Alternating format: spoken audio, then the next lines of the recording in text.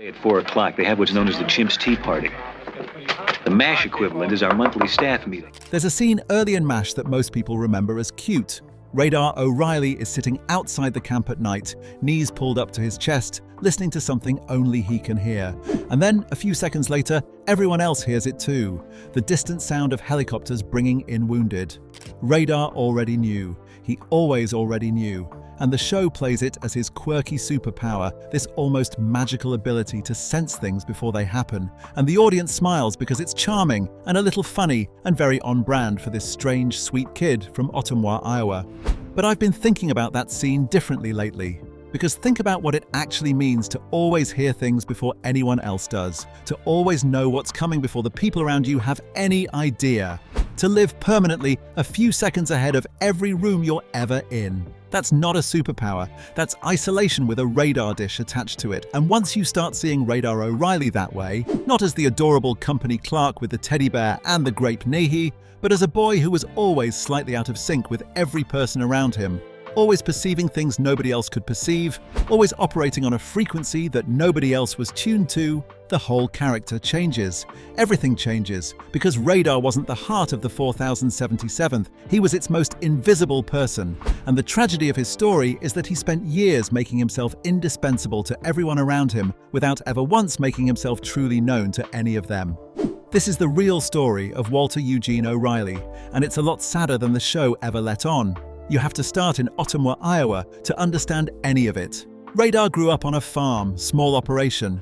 His father died when he was very young enough that what he has You wanted me to take those, sir? Yeah. isn't really a memory of a man, but more like a shape, a presence-shaped absence that sat at the dinner table and never said anything. And his mother, who he adored with a completeness that never really developed much complexity, raised him alone. Just the two of them, on a farm, in a small town in the middle of Iowa. Now think about what that childhood actually produces in a person. It produces someone who learned to be extraordinarily useful very early. Because on a farm with no father and a mother working herself to exhaustion, a child who isn't useful is a child who feels like a burden. So you become useful. You learn every system. You figure out how everything works. You become the person who keeps things running, who knows where everything is, who can be relied on for anything, because being relied on feels like the closest available substitute for being loved. And you become quiet about your own needs, because the person you love most is already carrying everything she can carry. There's no room in that picture for your longing or your loneliness or the specific ache of growing up without a father in a world where everyone else seems to have one. So you learn to shrink the need itself. Not just to hide it. Hiding implies it's still there at full size, just out of sight, but to actually compress it, to convince yourself that the need was never that important to begin with, that you're fine, that you don't mind, that the empty chair at the table doesn't bother you the way it would bother someone else. Writing my patients back home. I keep in touch with each and every one of them. You get so good at that compression that it starts to feel like strength. People around you see a self-sufficient kid, a capable kid, a kid who doesn't complain and doesn't ask for much and always seems to manage. And they mean it as a compliment. They have no idea they're describing a wound. Because the self-sufficiency wasn't a personality trait Radar was born with. It was a survival strategy he built out of necessity before he was old enough to understand that survival strategies have a cost. And the cost, paid slowly and quietly over years, was the growing inability to ask for anything at all, even when the need was real, even when the person next to him might have actually said yes. So you fold it up. You put it somewhere small, and you carry it silently, the way farm kids learn to carry things, without complaint, without drama, without ever really putting it down. That's the boy they drafted. That's the boy they sent to Korea. Here's what nobody talks about when they talk about Radar. He was a genius, not in the way the show played it, not the aw shucks accidental. Competence, the lucky guesses, and the animal intuition. Captains Pierce and McIntyre to see you, sir. Show them in. Actually, genuinely, quietly brilliant. The man ran the entire administrative operation of a forward surgical unit in an active war zone. He managed supply chains, navigated military bureaucracy, processed paperwork, intercepted communications, coordinated logistics, and somehow kept a camp full of difficult, exhausted, traumatized people functioning at a level that should not have been possible given the circumstances. And he did it while everyone called him naive.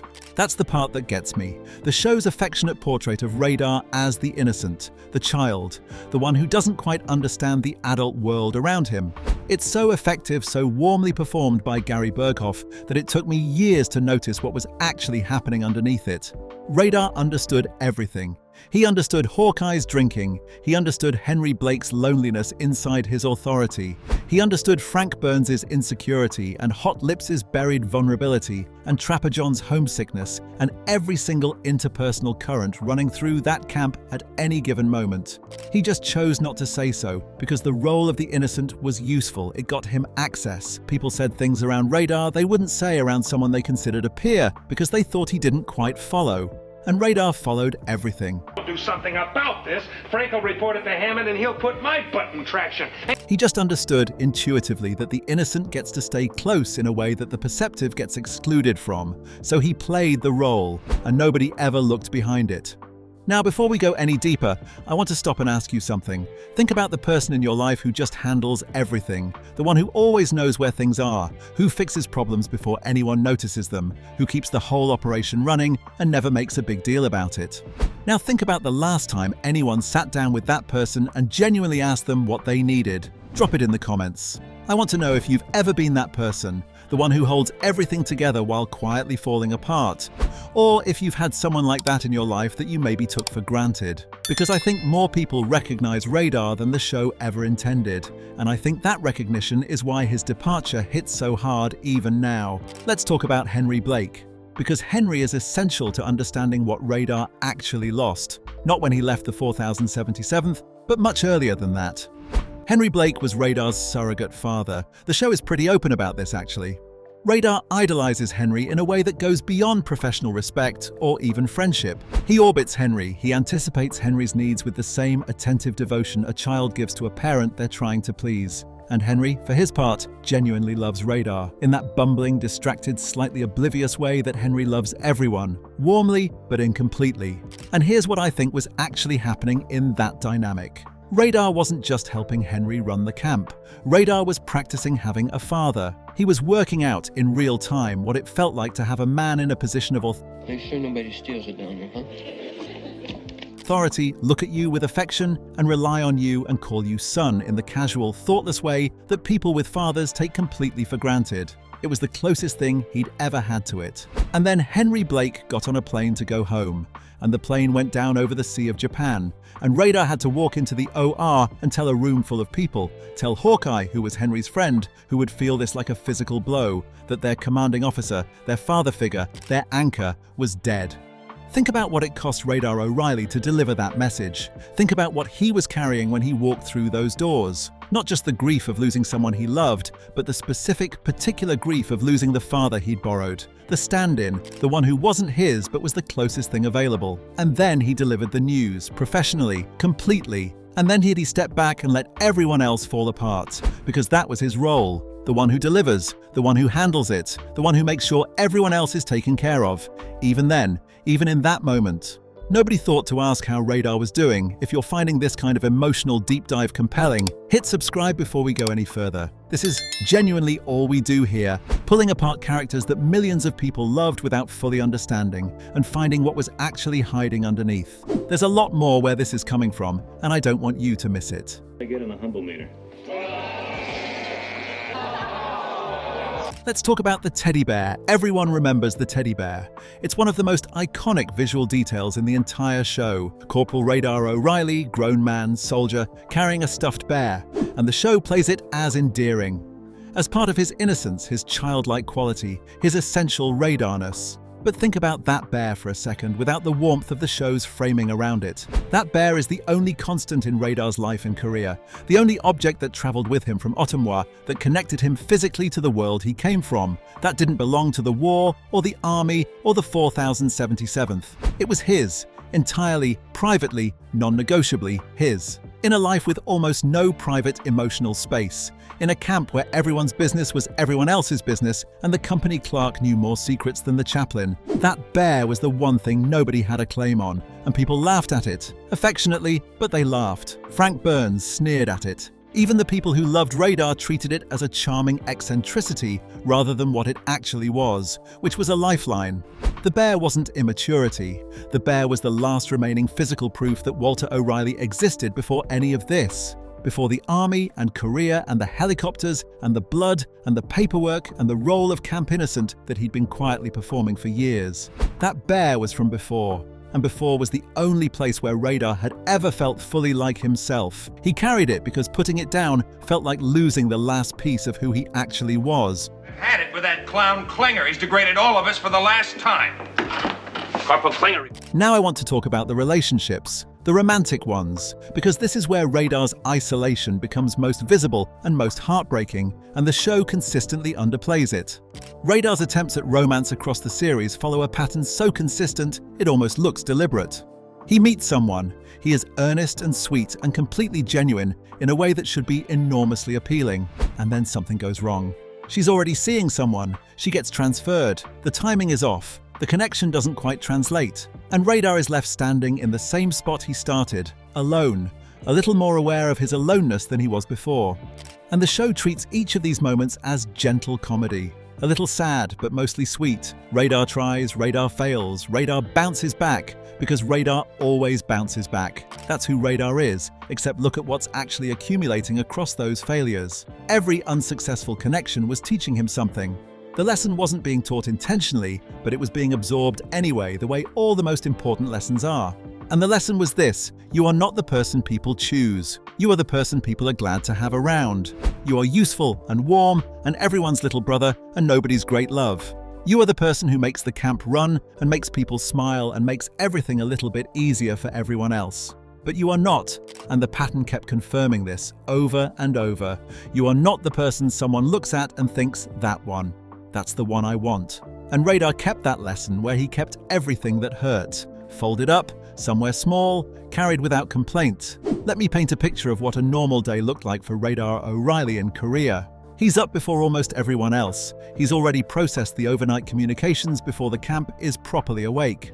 He knows what's coming. Casualties, supply issues, a general who needs handling, a personnel matter that Colonel Potter doesn't know about yet, but will need to shortly. He has already begun managing all of it before most people have had their first cup of coffee, and then the day starts. And for the next however many hours, he is available to everyone.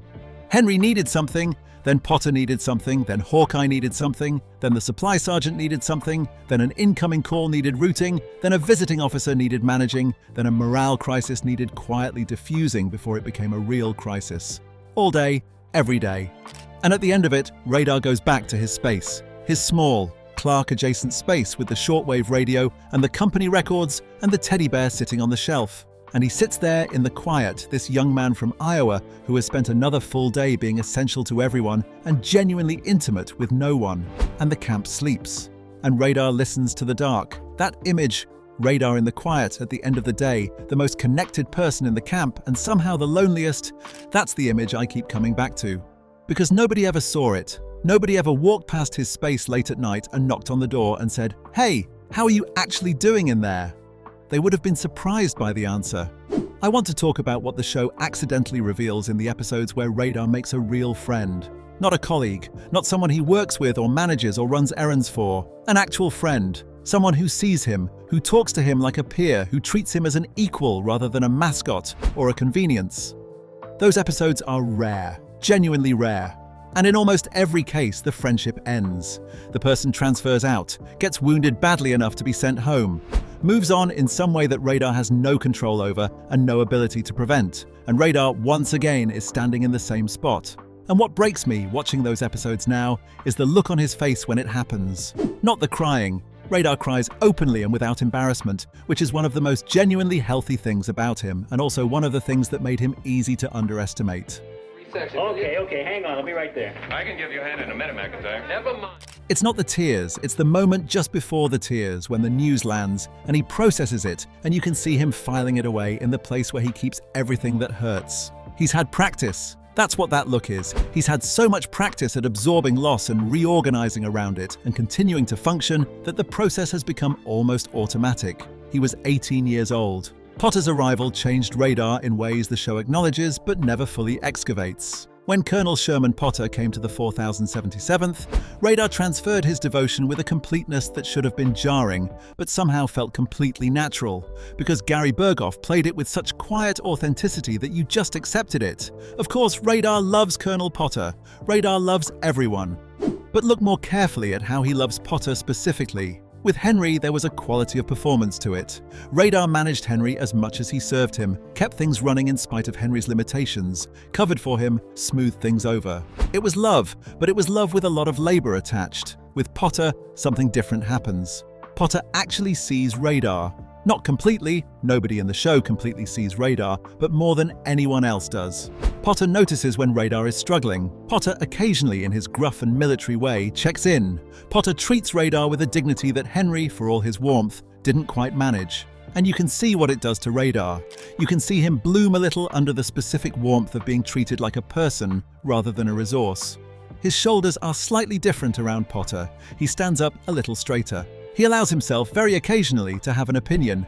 It was the closest thing to being genuinely seen that Radar experienced for most of his time in Korea, and it still wasn't quite enough. Now let's talk about the goodbye, because Radar's departure from MASH is one of the most emotionally devastating moments in the entire series, and I don't think most people fully understand why. On the surface, it's a happy ending. Radar gets a hardship discharge. His uncle is ill, his mother needs him, the farm needs him, he's going home. He gets to leave the war behind. He packs his bag and says his goodbyes and climbs into the Jeep and goes. And the people he's leaving behind are sad but happy for him, and it's bittersweet and warm, and the show handles it beautifully. But here's what's actually happening in that scene. Radar is leaving the only community he has ever belonged to.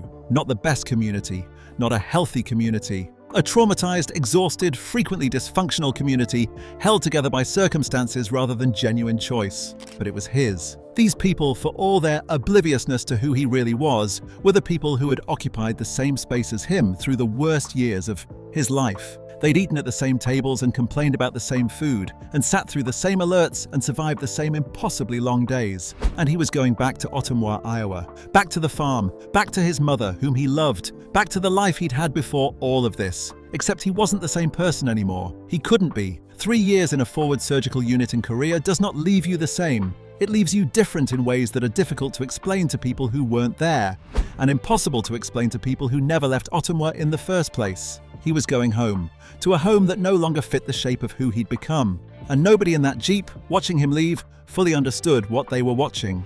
They thought they were saying goodbye to Radar. They didn't understand they were watching a young man drive toward the most profound loneliness of his life. Think about what Radar's life looks like after the show ends. He goes back to Ottumwa. He works the farm. He takes care of his mother. He is, by all accounts, a good son and a hard worker and a reliable member of his community. He is, in the language of Ottumwa, Iowa, a good man. And at the church social, when people ask him what the war was like, he says it was something else. He smiles in that Radar way. He deflects gently. Because how do you explain Hawkeye Pierce to someone who has never been to Korea? Sir, I have sipped, lapped, and taken gin intravenously, but I have never... How do you explain what it meant to be the one person in a camp of complicated, brilliant, broken people who kept the whole thing running?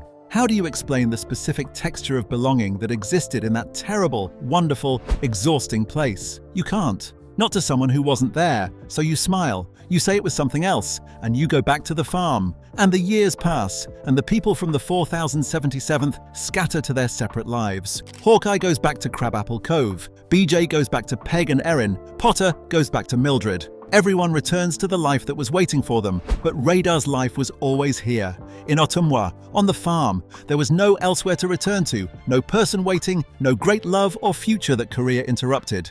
He went back to where he started, and he stayed there. And I think about him sometimes, sitting on the porch of that farmhouse in the evening. Older now, the war long over, the camper memories so specific and so strange that it barely feels real anymore. The people he served with faded to Christmas cards and then silence. Sitting in the quiet, just like he used to sit in the quiet at the end of those long days in Korea, listening.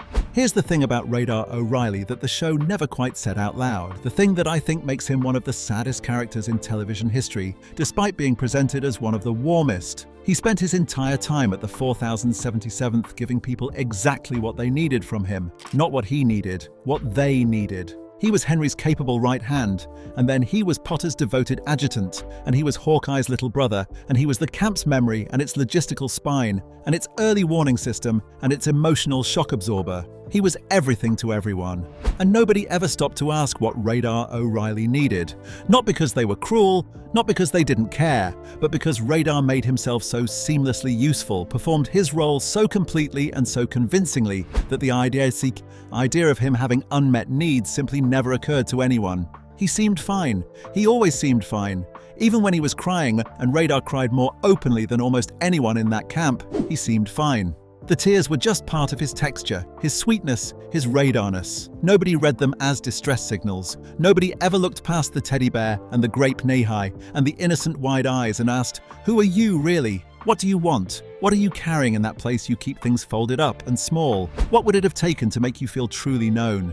He was useful to everyone, visible to no one, and by the end, when he climbed into that Jeep and drove away from the only community that had ever felt like his, toward a home that no longer fit, toward a life of quiet service and quiet sacrifice, and the particular loneliness of being surrounded by people who love you without seeing you, he was completely alone. He had been for a long time. We just weren't paying close enough attention to notice. Drop your video ideas in the comments. The best suggestions always come from you. See you in the next one.